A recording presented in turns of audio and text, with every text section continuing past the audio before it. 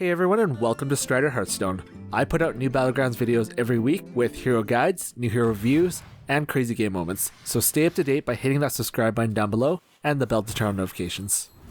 So Blizzard released a schwack load of new content in patch 19.2 this week, including new heroes, new minions, and spells into Battlegrounds. So these three new heroes are some of the old gods. Now, I've never played World of Warcraft, so I'm going to butcher the pronunciation horrendously. My guess is it's pronounced Y'Shaarj, or that's how I pronounce it in my head. But like a guy who's just forgotten the name of someone who just introduced themselves at a party, I'm just going to keep this really vague and try to refer to this hero as this new hero as much as I can throughout this video.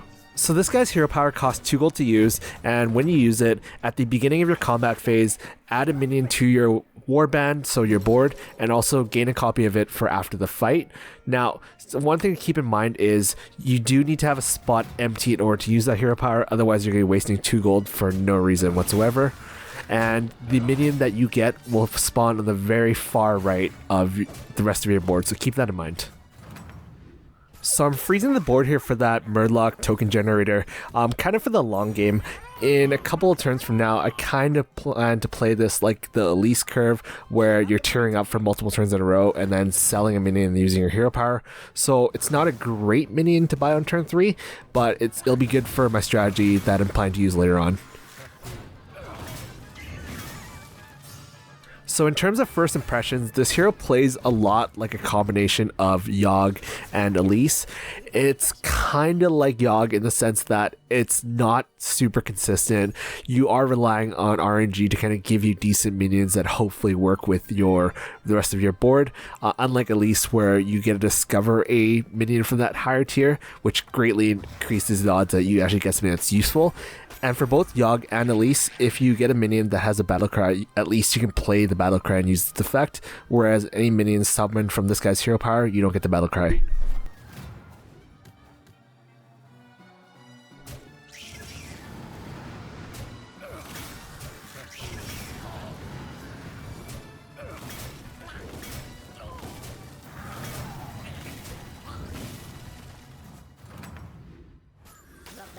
Pick yourself back up and turn it around.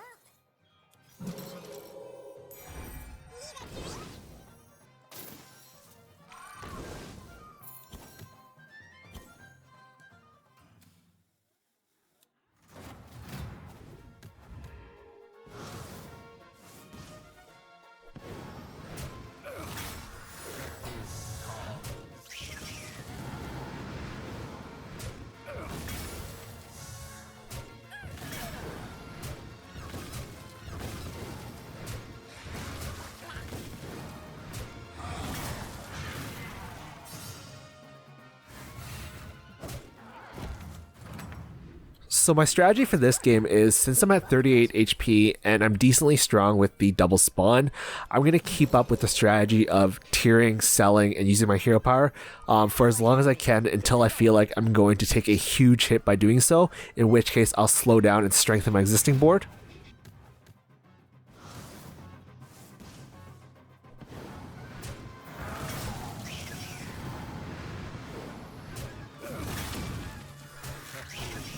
So far I've actually managed to get some decent minions from my hero power. They're not the best minions by any means, but it can definitely do worse. The one thing is, I'm not sure if I'm just unlucky, but it kind of feels like when I use my hero power, despite the fact that at the beginning of the fight I have 7 minions, it feels like I'm always going second. So I don't know if the game kind of counts that as me only having 6 minions and my opponents having that 1 extra minion, so they attack first, but that's just something to keep in mind as well.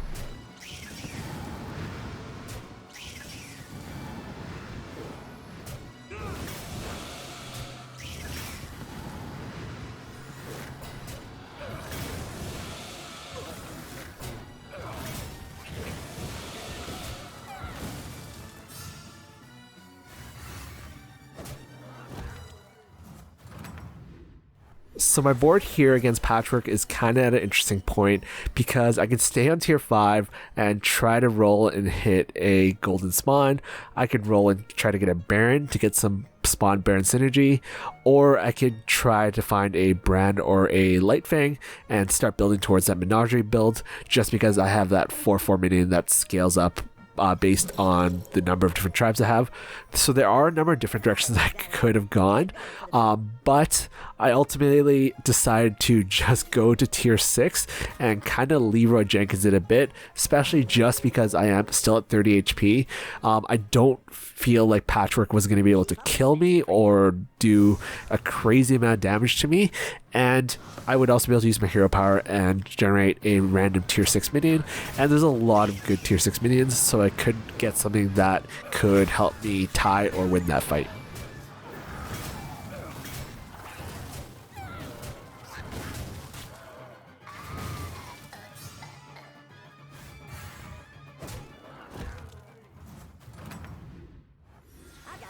So the thing that makes this hero kind of different from both Yogg and Elise is in the late game, you rarely use Yogg's hero power just because often it ends up being detrimental to your gold and you end up getting something you don't want. And then with Elise, once you get to tier 6, your hero power is over and you're not doing anything. Whereas with this guy, situationally, if you get to a point where you have 2 gold left over and you can create an empty spot, having a guaranteed random 6-star come up that you also get to keep a copy of can be a lot better than both Yogg and Elise in the late game.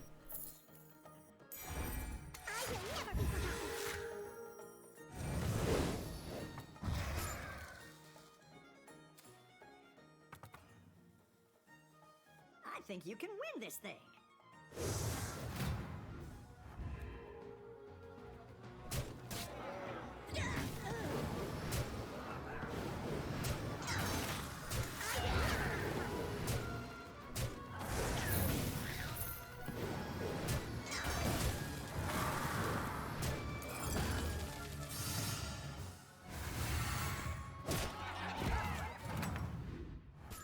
Nice work out there. Keep up the pressure.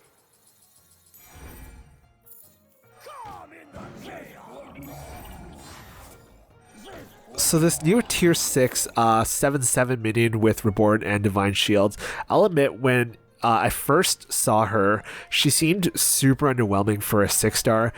She didn't really seem like anything special, and by not having a tribe, it makes it so you can't really buff her. But the more I played with her, the more I've actually felt like she was surprisingly really strong, and it really messes up with your opponent's attack order because they think they're hitting your taunted Divine Shield minions, but they end up throwing their attack into the 7/7 instead. And from a stats perspective, it's the equivalent of essentially 28 attack since it's 7/7 with Divine Shield twice, which is pretty good for an early game or mid game minion.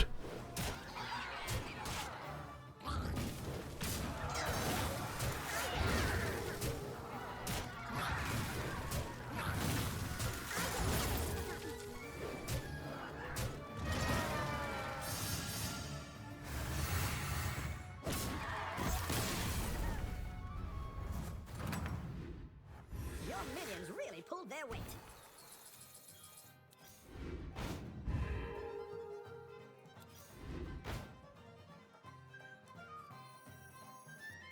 That's what I would have picked.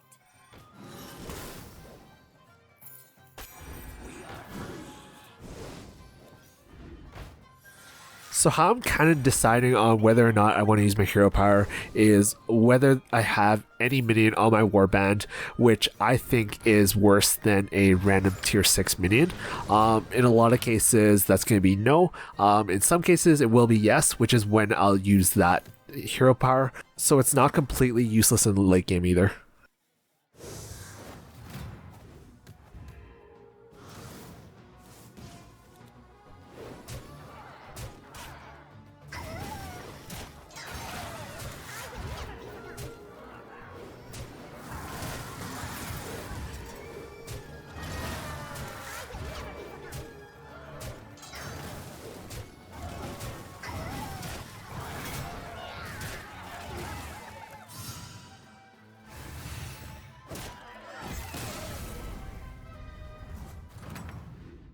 In hindsight here, instead of getting that spell that doubles a minion's attack, it actually probably would have not been a bad idea to get that spell that fills your hand with bananas. You usually get a combination of both regular bananas and big bananas. So stats wise, that probably adds up to I'd say plus 14, plus 15 in stats, depending on how lucky you are with those big bananas, which actually would have been better than just straight on attack in this case.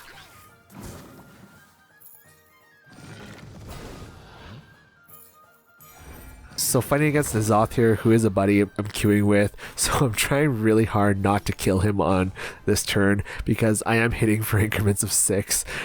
So that's why my cleave is all the way at the back.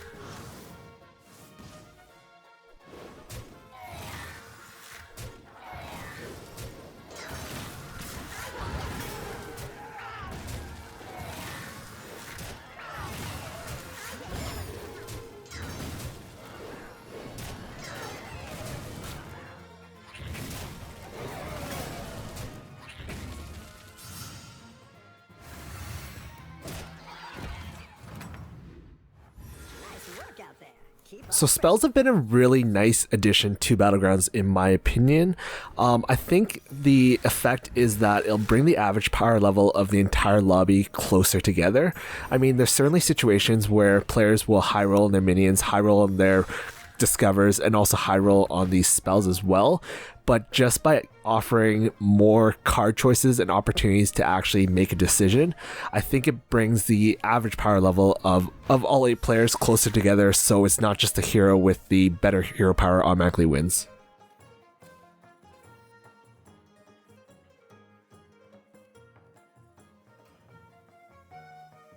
Let's see if you can stay on top.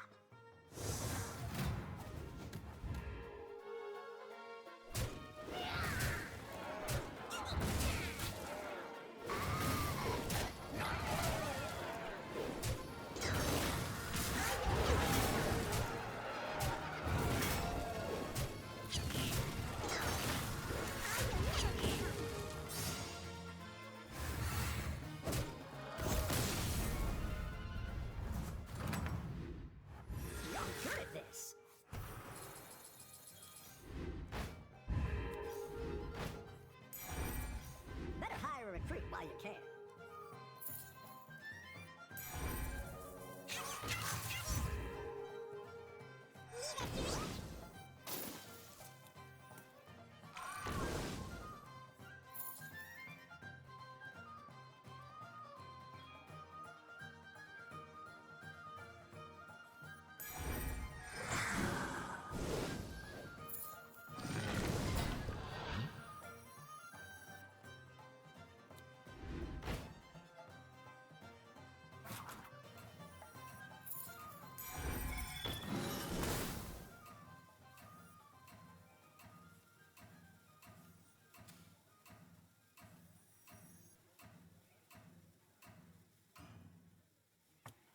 Let's see if you can stay on top.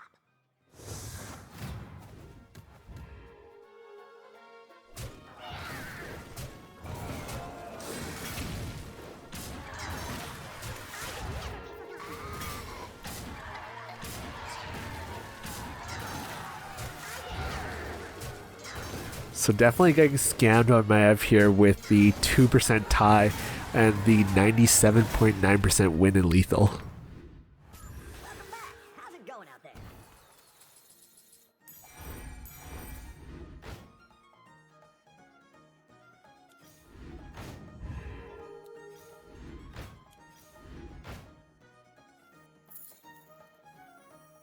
This is no place for mortals!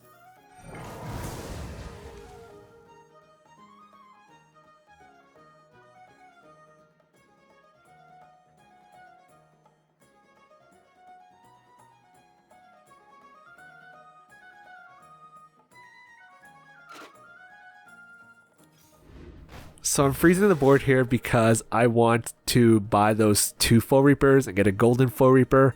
I'm kind of unsure about buying that third 7/7 because it's definitely bait, because having 2 separate Reborn and 2 separate Divine minions is definitely better than just having the one golden one that doesn't do anything but just has more stats. But you know what? I'm pretty far ahead of my ebb, so I might just end up doing it for the lulz, but I will do that golden Full Reaper first and see what comes out of that first.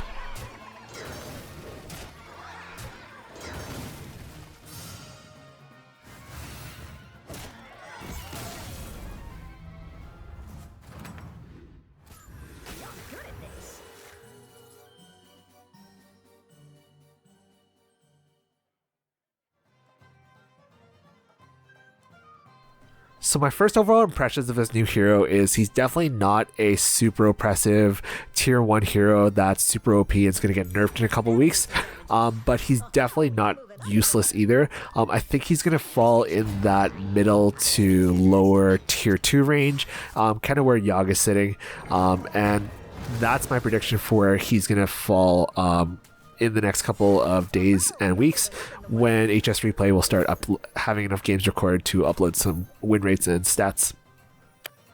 Let me know down in the comments below what your experiences have been with this new hero. Do you find him overwhelming or underwhelming? Let me know down in the comments what you think. Everyone's gunning for him. Watch out.